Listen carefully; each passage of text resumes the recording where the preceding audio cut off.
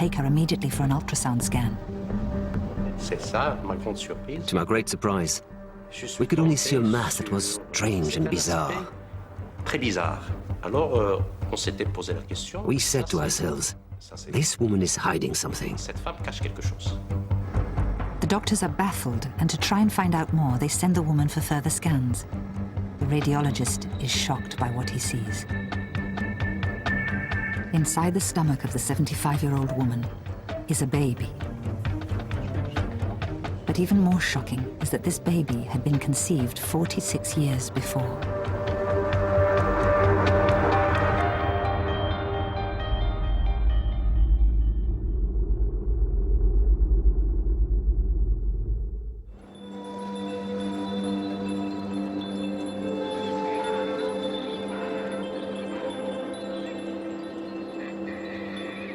In 1955, in a small village outside Casablanca, 26-year-old Zahra Abu Talib was pregnant with her first child. I was very happy to be having this baby. I had cravings for everything. I had pains and bleeding. The baby wanted to come.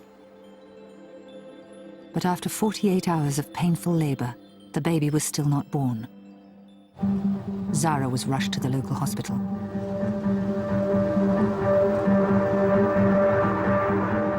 The doctor checked me, and they said, if they didn't do a cesarean, then I wouldn't have the baby. But in the ward, Zahra saw a woman in terrible pain die in childbirth.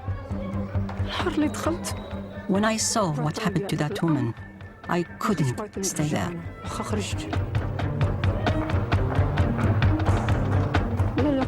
If I was going to die, I would rather die at home. Convinced she would suffer the same fate, Zahra fled the hospital and returned home to her village.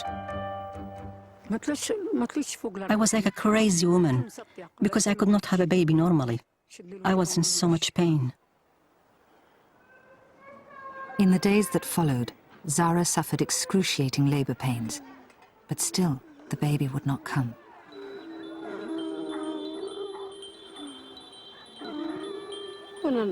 I stayed with my sister beside me, and she looked after me and said, if you don't give birth, I'll give you my daughter.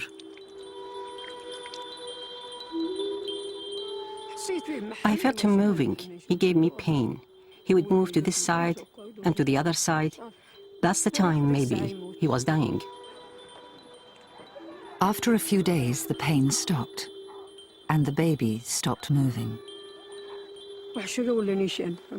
At a certain time, I couldn't feel him anymore. It was then that he started sleeping.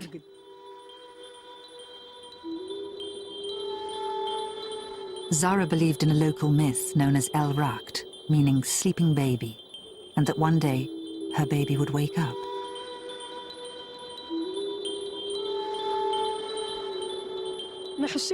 I could still feel him inside me, and I thought, if he wanted to stay sleeping, then I would let him stay. Soon villagers began to talk and came up with their own theories about what had happened to Zahra's baby. They said somebody must have cursed me.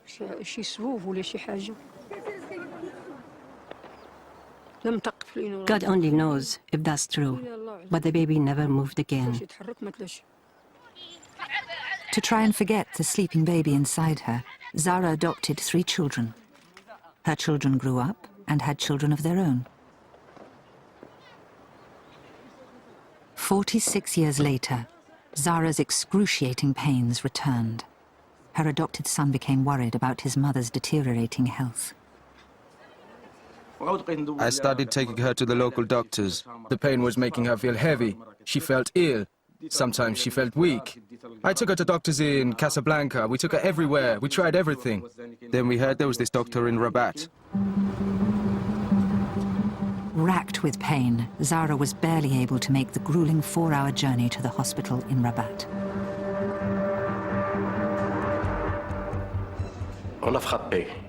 Somebody knocked on my door. I opened the door to find an old woman who was exhausted. She had a protruding belly. and was being supported by 2 people. Professor Ouazani suspected Zara had an ovarian tumor, which was causing her swollen stomach. He immediately took her for an ultrasound scan. When I saw the scan, to my great surprise, I discovered a mass that I couldn't identify. I couldn't even guess what it was. It was strange and bizarre.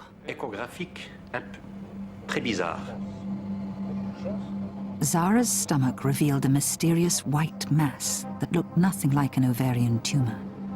Baffled, the doctor sent Zara to a specialist radiographer for a second opinion. The only thing we saw on the scan was white. It was a calcified structure of some sort. We had no idea what it was. The mass was still a mystery. The radiographer performed a more detailed scan. He was shocked by what he saw. What he had discovered was a baby. The baby Zara had conceived 46 years before. He came back 45 minutes later with a scan in his hands, pale, shaking. And he said, "Professor Ouazani, this is a pregnancy."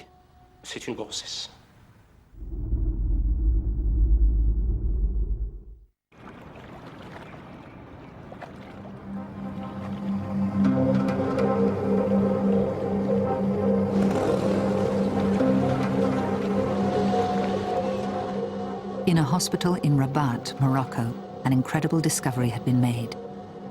A scan of 75-year-old Zara Abu Talib's abdomen had revealed a baby conceived almost half a century before. Doctors could not believe what they had found. I was so surprised that I did a scan again. And it revealed a pregnancy, an ectopic abdominal pregnancy. Ectopic means out of place, outside the womb. In a normal pregnancy, the fertilized egg travels down the fallopian tube, implants and grows in the uterus. In an ectopic pregnancy, the egg implants in the fallopian tube. In extremely rare cases like Zara's, the fetus bursts out of the fallopian tube and then develops in the abdominal cavity. Most fetuses cannot survive past 3 months here. But Zara's fetus had somehow survived to full term by attaching its placenta to vital organs inside her stomach and remained there for a further 46 years. Mysteriously, a part of the fetus remained connected to the mother's blood supply and continued to grow. In 1955, when 9 months pregnant, Zara thought she was in labor, but the pains she thought were contractions were the baby's distress as it was running out of oxygen.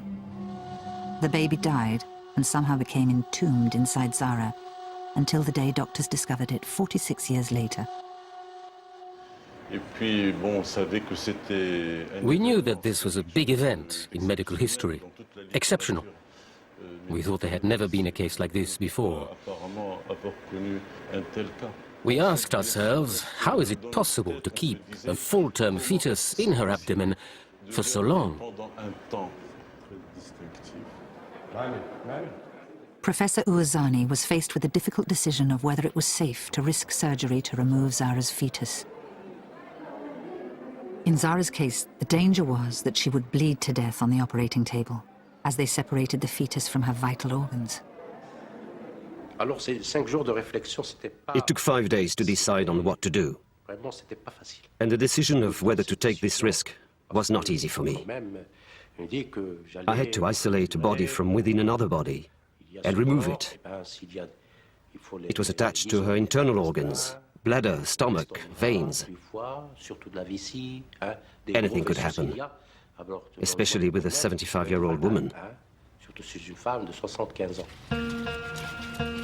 Despite the risks, Professor Ouazani decided to go ahead with the surgery to try and remove the fetus and free Zara from pain. Zara was now faced with the cesarean she had run away from, terrified, so many years ago. But this was no ordinary delivery.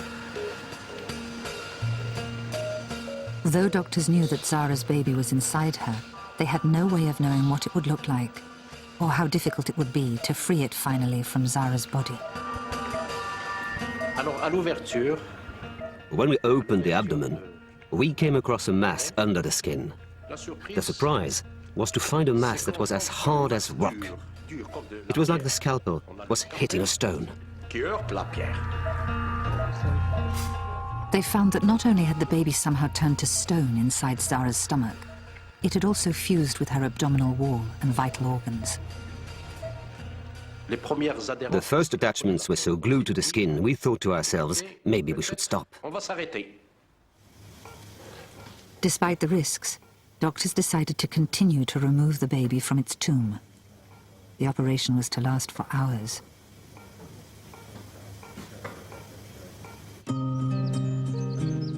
At around the same time, and over 1,000 miles to the north, in Suffolk, Jane Ingram was about to undergo an even more extraordinary and traumatic pregnancy.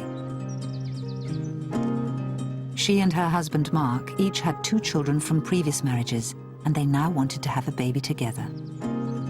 I found out, we did the test, Mark and I did it between us. We found out we were pregnant, we all said we. And it was just, we were over the moon. So I thought, here we go, one more. But the next day, Jane began to experience strange pain and bleeding and went for a scan. She and Mark were told they were expecting twins. I was excited. I thought it was good. Nerves were playing a part because it was just the logistics of it all, and nappies and feeding. It was very daunting, but I was looking forward to the challenge. I thought we'd be up for it. This was just the first of many dramatic developments. Although weekly scans showed the twins progressing normally, Jane was still bleeding and in great pain. We were coming from the 9th into the 10th week of pregnancy. It must have been about 2 in the morning, and I was like laying in bed and the pain woke me. I literally crawled along the floor into the bathroom where I managed to get onto the toilet, and I had a huge blood loss, and the pain, it was just the pain. I cannot describe the pain. It was awful, absolutely awful. And I was just wringing wet with the sweat of the shock of it all. She literally collapsed in pain and covered in blood, and I was very concerned. Not quite panicking, but pretty close. And I said, Mark, I'm dying here, that's it, it's my lot, you've got to get me to hospital. I'm not going to live, I'm not going to survive this is not right, this pregnancy is not right.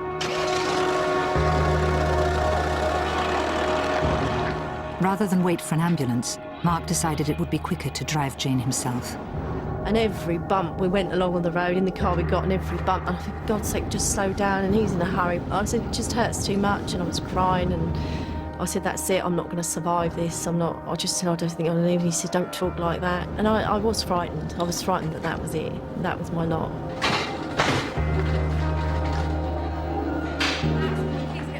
At the hospital, doctors suspected Jane was having a miscarriage because of the extent of her blood loss and pain. She was taken for a scan where she and Mark prepared for the worst. But the twins appeared to be okay. It was a huge relief to see them alive. It was like 2 little spiders, just legs and arms and like a little body, and bouncing around on the scan, which was lovely to see. And I thought, well, you saw the 2 heartbeats, and you thought, well, they're still there. They're obviously holding on to their all. The doctor said one does seem to be distressed, but not unduly. He said it's probably just one of these things. Don't panic about it. It'll see us things settle down if the blood stops or whatever, and it did.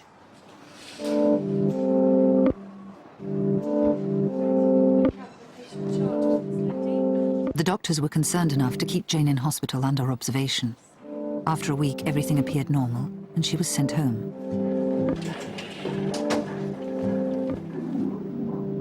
But the next time she came for a scan, the radiographer detected something very unusual.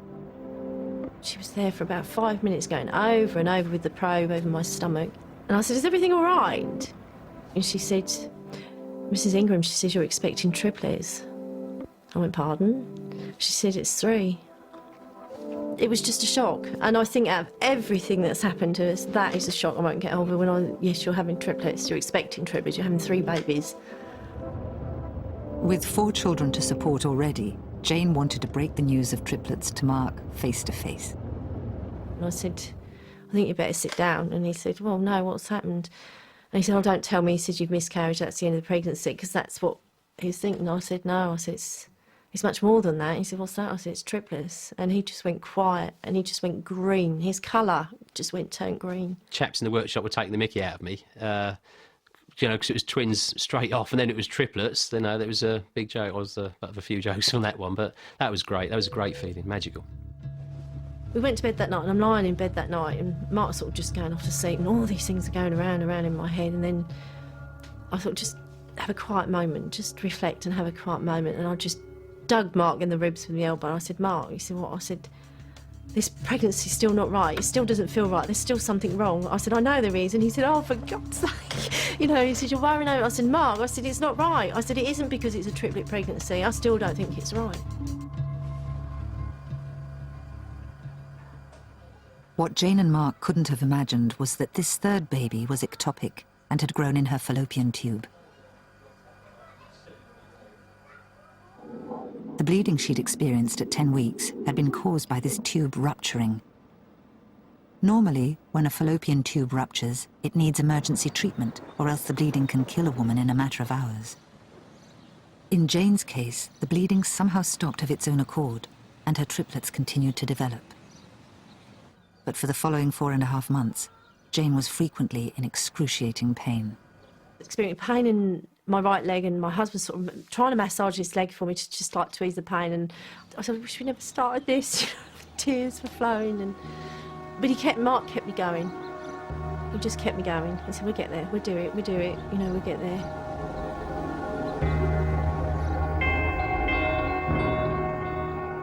At 28 weeks, Jane went for another scan. This time the radiographer was worried about the position of one of Jane's triplets. She was referred to a specialist centre in London. Mark and I were discussing on the journey home. I said, well, if it's that serious, Mark, I said, they'd have me there and then, wouldn't they? They'd have me in hospital there, in London there. And he said, yeah. He said, you're right. And as we walked through the door, the phone was ringing. It was the consultant secretary saying, right, we've got an appointment for you tomorrow morning. And I thought, blimey, perhaps it is, perhaps this is serious. Jane and Mark travelled to London to the Specialist Pregnancy Centre at King's College Hospital.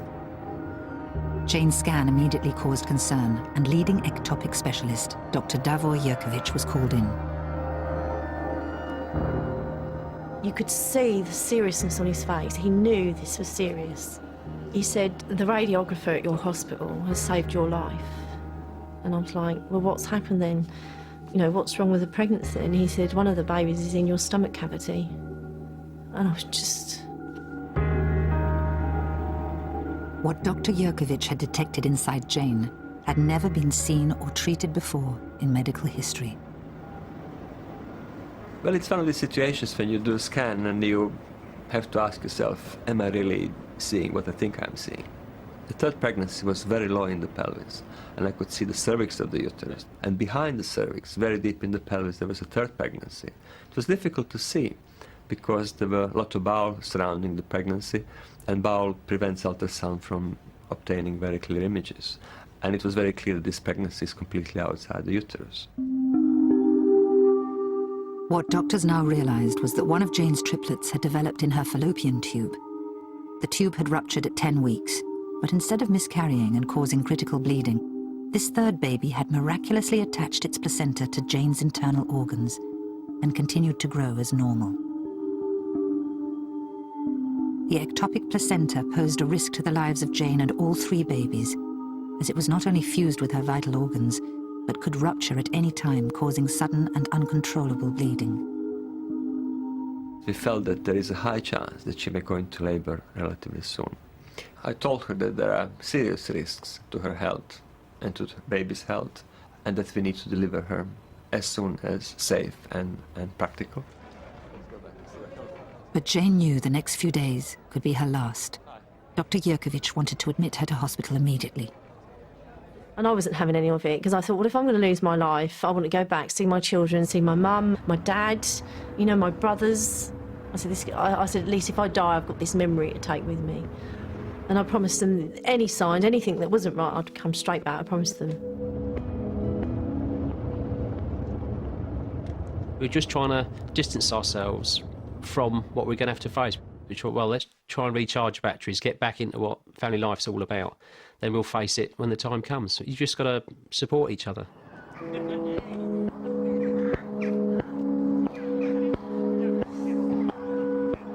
It was a lovely day, but it was strange. The energies, it was a strange day. I was strong all day, and Mark kept looking at me, all right, yeah, leave me alone, I'm fine, I'm enjoying myself, you know, this is how we went on. And that night, Mark and I went home. That night, Mark said, I'm just going to look up downstairs, you go off up to bed.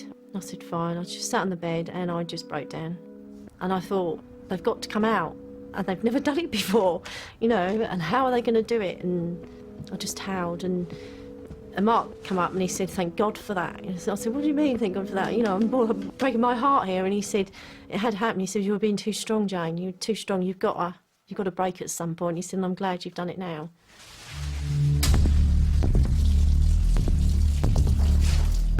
Jane would undergo surgery that had never been performed before in medical history. Doctors estimated there was only a 60 million to 1 chance that Jane and all her babies would survive. I mean, you've got more chance of winning the national lottery. 60 million to 1. Horrendous odds. Horrendous.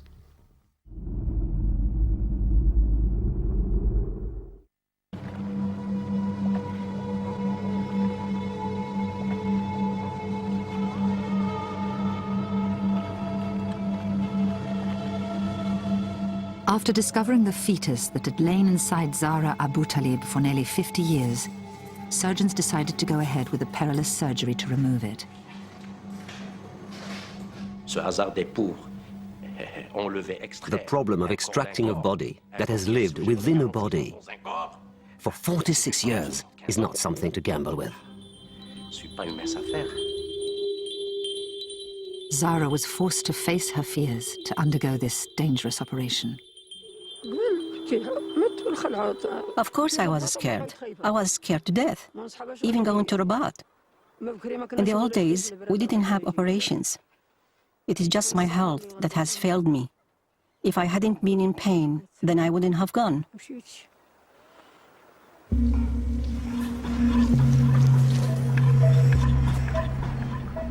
Surgeons had no idea when they began the operation just how fused Zahra and her baby had become. They began to separate the fetus from the abdominal wall before attempting the dangerous procedure of detaching it from Zahra's vital organs. Any minor slip of the scalpel could have punctured these organs and cost Zahra her life.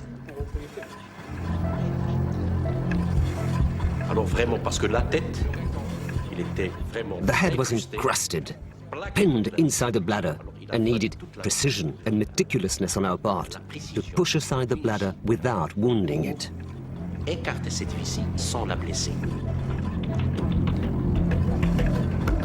Il y avait une main There was a hand that was problematic because it was calcified and intertwined with the intestines.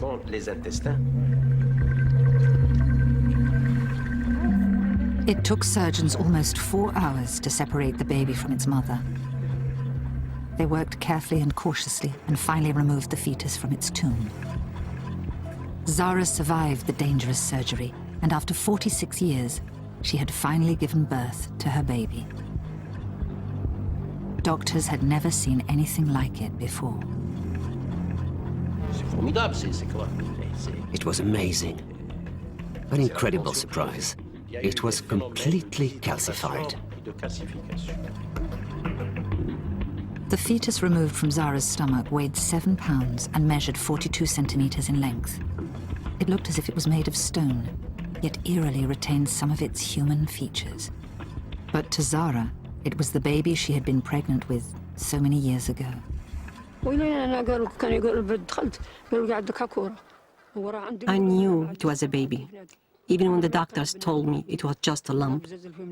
It was a baby. It was a child. de cette couche, de ce cercueil. Specialist pathologist Dr. Kitani examined Zara's fetus in an attempt to solve the mystery. What happened to the baby? And how did it remain inside her for so long? We recognize the head. The right arm is clearly visible. The fingers are perfect. Here we see the longer limb and thigh.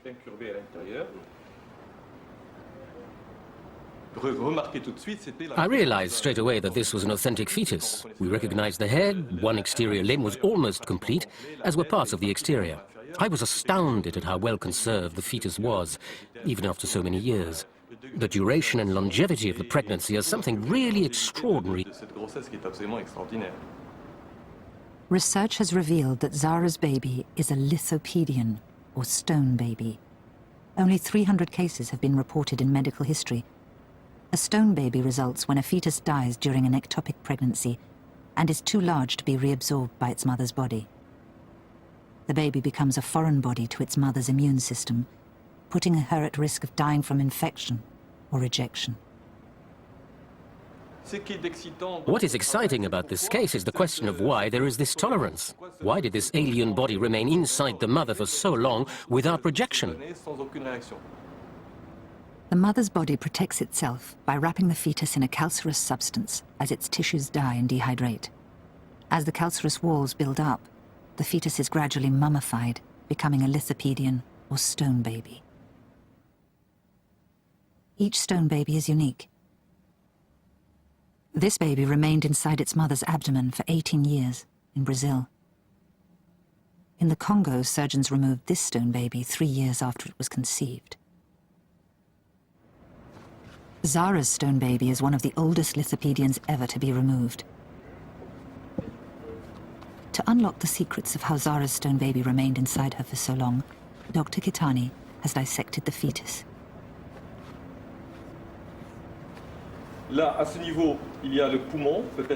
Here we see the brain, the spine, the kidney, the liver, and the digestive tract. And here you see the calcified layer around the fetus.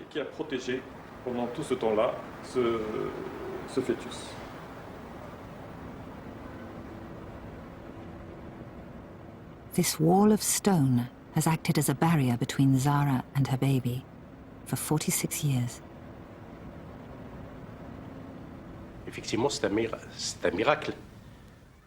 It is a miracle. A miracle that she survived all of these multiple complications. Any of them could have killed her. She could have died from any of these things. Hemorrhage, infection, sepsis, and rejection. An ectopic pregnancy that reaches full term and remains inside its mother for 46 years is unprecedented in medical literature.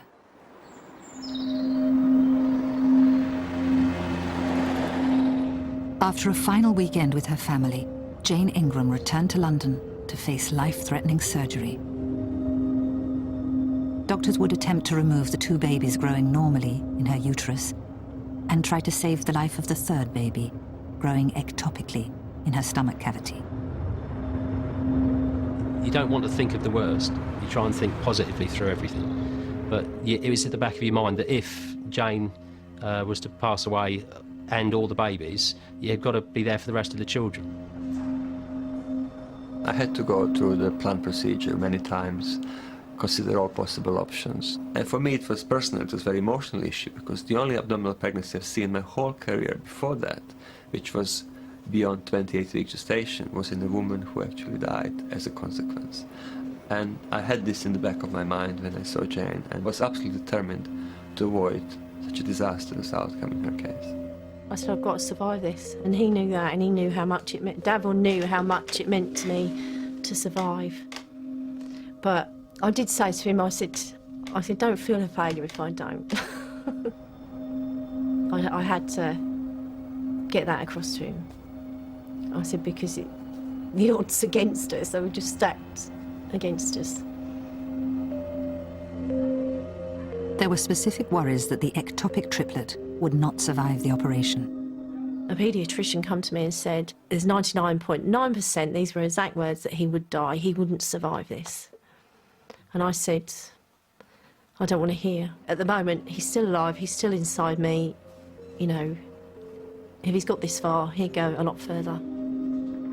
On the morning of the operation, Jane and Mark said their goodbyes. We had to have a sign, we had to have something. And I just said to him, you just tell me that you love me when I come round. That way I know I've got through it. So I was just walking alongside the trolley until he actually went in the theatre. They said, well, you can't go any further, you know, beyond these doors, which is fair enough. You know, I know the procedure, so just had to go around the other side of the hospital and wait. A long wait. The ectopic placenta was so attached to Jane's vital organs, it would be easy to rupture it during the operation, causing massive internal bleeding that would kill both mother and all 3 babies. A team of 26 specialists had been gathered in order to cope with any number of critical situations that could have happened. High-volume blood loss, organ failure, and cardiac arrest. We decided to make a relatively large cut on her abdomen, which will give us enough space to manipulate the babies and deal with the major bleeding should the bleeding occur. 2 baby girls, Olivia and Mary, were delivered from Jane's uterus first. The movement of their delivery alone could have disrupted the ectopic placenta. After the 2 babies had been delivered safely from Jane's uterus, the most dangerous part of the operation began, finding and delivering the 3rd baby from Jane's stomach cavity. Once uterus is emptied of the 2 babies and shrinks in size, the placenta of the 3rd baby, which was attached to the uterus from the outside, could be disrupted. And just the process of uterine shrinkage could have actually caused bleeding inside the abdominal cavity. I was sitting outside the corridor, literally where the operating theatre was. You're sitting there and your whole life could potentially fall apart. You know, you could lose your partner, kids, and then you have to restructure your whole life. It's so hard to explain. It's like a vacuum. You're just like living in a vacuum. But at the same time, it's fingers crossed, you know, just trying to stay positive, think, well, you can do this, you can do this. You just got to hang in there. The surgeons began to search for the 3rd baby. I knew exactly where the baby is and how baby is lying, but I couldn't see it because it was completely covered with the loops of bowel. We managed to remove the bowel to enable us to identify the fetus. We made a very tiny cut, not more than 4 or 5 centimeters, and I just managed to grasp his bottom and his legs, and I gently eased him out through this hole. The critical part of operation was not to interfere with the placenta, because any disruption of placenta blood supply could cause severe hemorrhage. And if this happens, it is often impossible to contain the bleeding. After 2 tense hours, the 3rd baby, a boy they named Ronan, was born. But his placenta was so fused to Jane's vital organs that to remove it would have killed her. Dr. Yurkovich had no choice but to leave the placenta inside Jane. Davor came out and told me everything went very well, and I was over the moon. I was so relieved. And then he told me I'd go and see Jane in recovery, so I went in to see Jane. And she was in a lot of pain, which is understandable, but you've got to be alive to feel pain. And I was there to tell her I loved her. I felt this searing pain in my stomach, and I'm just going, pain, the pain. I'm shouting out the pain, and I think I was coming round. And I heard Mark saying, I love you, Jane. And I thought, oh, I've made it then. And that was it. I was gone. I don't remember much more.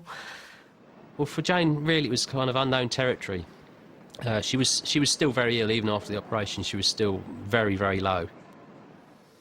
The triplets were immediately taken to intensive care.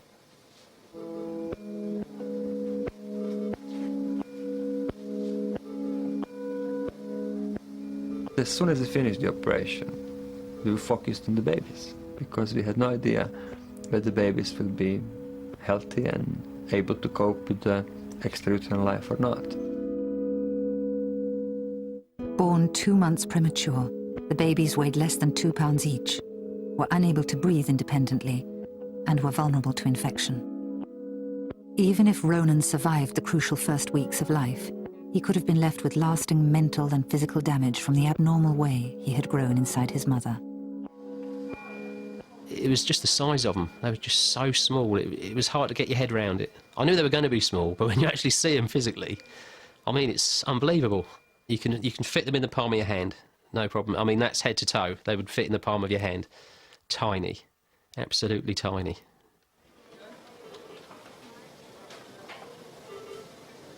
I remember being wheelchaired into this special care baby unit, and I remember holding Ronan, and they were so tiny yet they were so hairy. They were like tiny little baby monkeys. That's the only way I can describe them, really.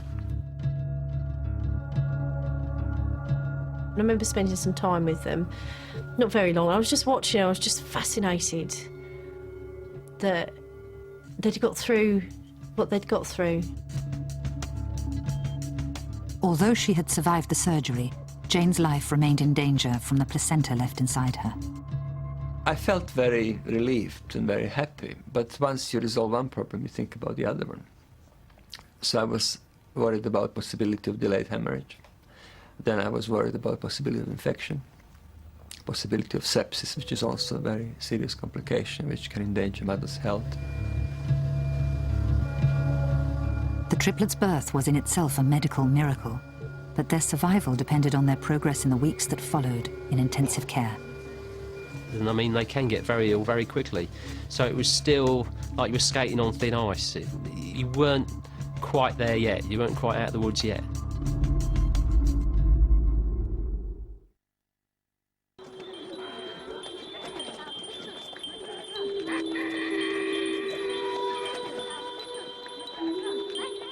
When the operation to remove the baby that had lain inside Zahra Abu Talib for 46 years was safely completed, she could finally grieve the child she had tried to forget. On a psychological level, it is my belief that there was a certain sadness. She was mourning for her dead child.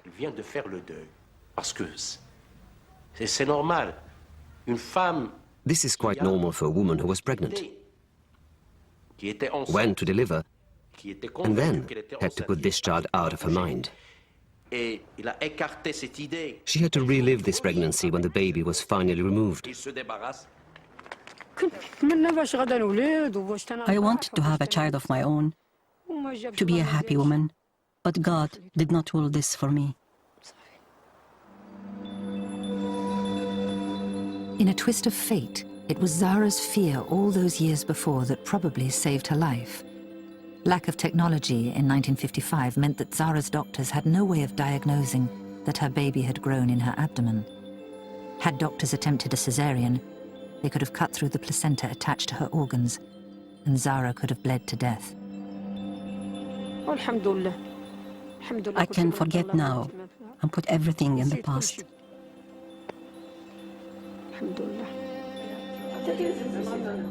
Zahra knows how lucky she is to have survived and to be able to enjoy the rest of her life with her adopted children and grandchildren.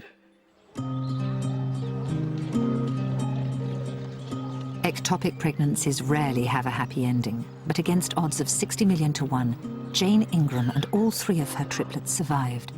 After 10 weeks in intensive care, the triplets were finally well enough to go home.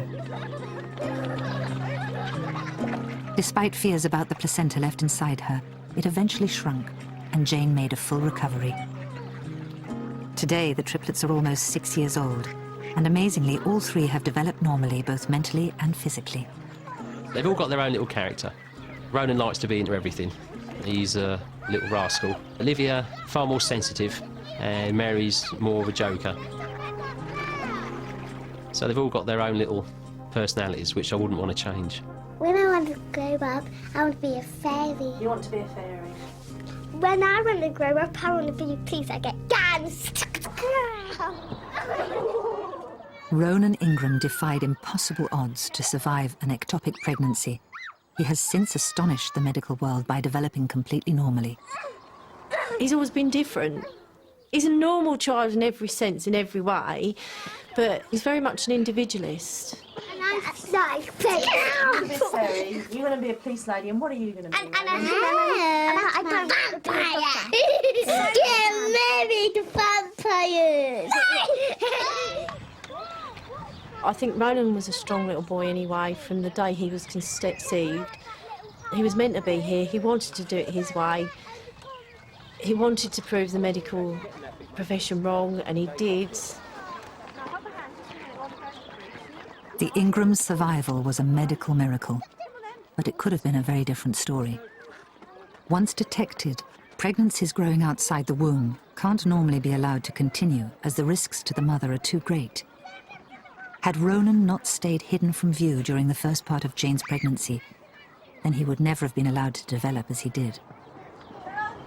It would be very dangerous to assume, bearing in mind Jane's experience, that it would be reasonable to allow pregnancy within fallopian tube, which looks superficially normal, to progress in a hope that it will end up with a healthy baby. The risk to the mother is so high that entertaining such a pregnancy would be completely unjustified.